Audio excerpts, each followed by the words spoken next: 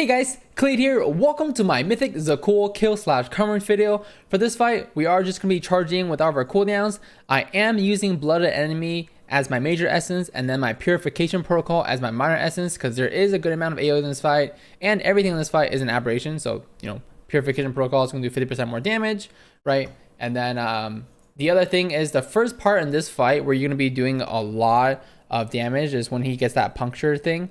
That doesn't happen until 2 minutes in the fight. So if you use something like Condensed Life Force, you're going to have to hold on to that Condensed Life Force for a full two minutes. And you definitely can do that, right? Some people definitely run that on this fight, but I don't like to run it. It feels really weird sitting on a 3-minute cooldown for 2 minutes in the beginning of the fight. But it's generally not that big of a deal because this first phase of the fight, most groups I think will over DPS it. So you're going to see by the end, we're going to hold DPS, right? So right there, you guys saw there's 3 tentacles in Mythic difficulty instead of just 1. So that's something to pay attention to, but they do all, once the first one spawns, the next 2 are always just going to spawn next to it in a counterclockwise fashion. So you can, once you see the first one, you kind of know where the rest of them are all going to go, right? So right here, I think this one spawns across from us, right? So you can see how after that one spawns, there's 2 more that happens on the left. As far as, so right here, we're also holding DPS, right? Because we don't want to push the boss too fast. As far as our talents, I am using Endless Rage, Double Time, Sudden Death, Warpaint, Carnage, and mixing it up here with Blaze Storm and Siegebreaker. Obviously, the Blaze Storm is more of an optional thing. I just really like it because there could be parts in the fight where you can have a lot of ads, and it is actually important that you kill the little ads relatively quickly because if you don't kill them within the time for their stacks to like basically fall off, they'll transform into a bigger version that does way more damage and generally can lead to a wipe in a raid. Now, if you have 1 transform, it doesn't necessarily equal a guaranteed wipe, but it's definitely not great for your raid. So you definitely want to kill those little guys as fast as you can. So right here, this is the Puncture Darkness I talked about where, once it finishes casting in 2 seconds, the boss will take 30% additional damage, right? So bam, pop all my cooldowns, right? And just go ham on the boss. This is obviously self-explanatory. You want to make sure that you keep your uptime while he's in this phase, right? So unfortunately, we had a tentacle happen. We moved him a little bit, not too bad. Didn't have to go too far across the room, right? And then here's a little ad spawn, right? I just get enrage here, and then just Blaze Storm and ads. As far as for like when you want to use Blaze Storm, obviously you want to use it whenever you're seeing the most amount of targets. In the first phase of this fight, when I first use it, there could be times, depending on how often you move the boss, where you can get like 4 to 5 or even 6 ads on the boss at one time. But we kind of just like put a boss on a portal and don't move him unless we have to. So, no problem there. So right there, the dread mechanic, that's obviously in all difficulties, but it is a fear mechanic. So you can immune it with Berserker Rage. It's pretty good to immune it because basically every group, right? Even if it doesn't immune the damage, I'm actually not sure if it does or not. But every group is going to basically want to break those fears ASAP, right? Because you're going to be putting all of your preventive like healing cooldowns on there. And so, you being able to guarantee break it every single time is great because another thing that it does is that when you get feared by the boss, your character does an instant 180, right? So obviously if you do the fear immune, you won't do the 180 and you can keep 100% uptime on the boss. So the cooldown for that ability allows you to basically Berserker Rage every dread. So don't worry about it, right? Just use it on every single one. Right here at 50% HP, right, the boss pulls everybody up to the reality realm and we kind of just DPS them down. I do use my Siegebreaker right away here because I won't need it for a little bit, but I am holding my other cooldowns because very shortly we're going to go down to the Fear Realm and we're going to have Lust and we're going to be blasting a lot of ads you guys will see in a second. So right here with the Dark Passage, whenever he casts that, that's when he's going to summon these 3 little, summoners. All you do to get into the Fear Realm is you walk on the portal, an extra action button pops up, you take it. It's probably easiest for you guys if you guys keybind it to an ability. That way you can instantly take the portal and go down. Kill a summoner, and we're watching our tentacles. It was called in raid that we were safe, so we're kind of just chilling here, right?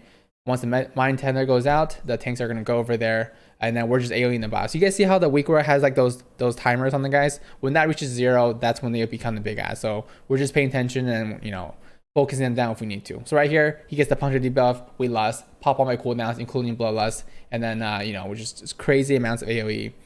Depending on like how fast other people is doing it, like that's obviously the less DPS everybody else does, the more you're going to do right there because you're going to be doing massive damage, especially if you're taking Blaze Storm, right?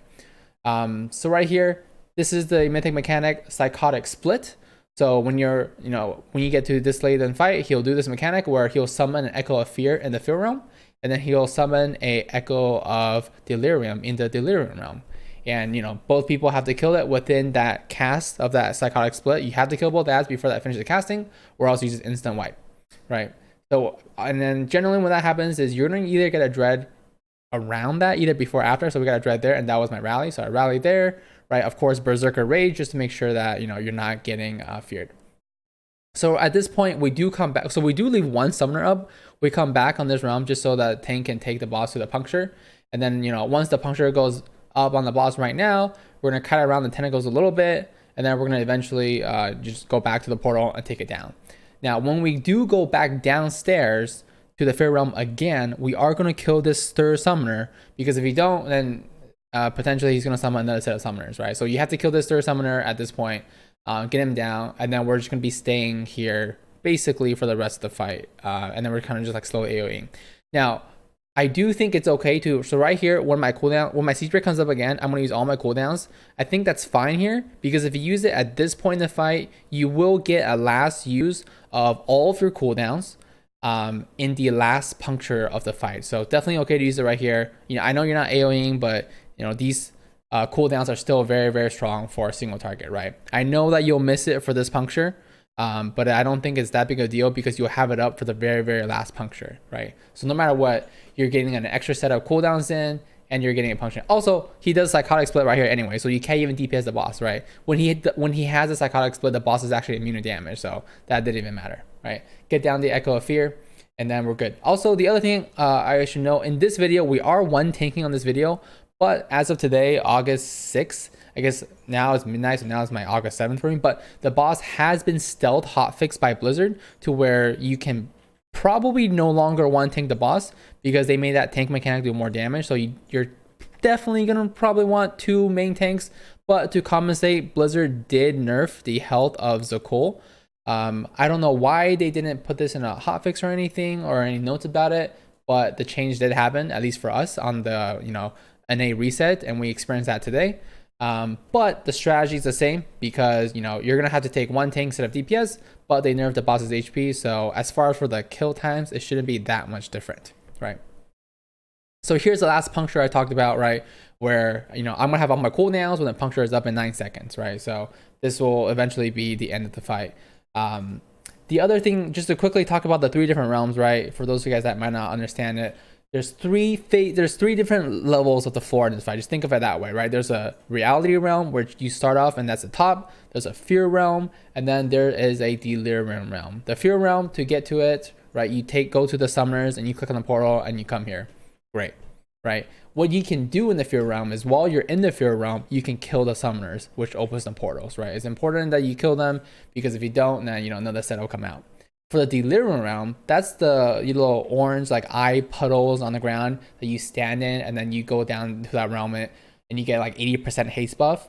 That realm does massive damage to you, and you basically want people that can, when they come out, either clear the stacks or survive it. So that is where you want people with really good survivability and really good burst damage too, so that way they can easily kill that Echo of Delirium when needed. But that's it for this fight. As always, thanks for checking out the video, guys. Feel free to subscribe to see more. See ya.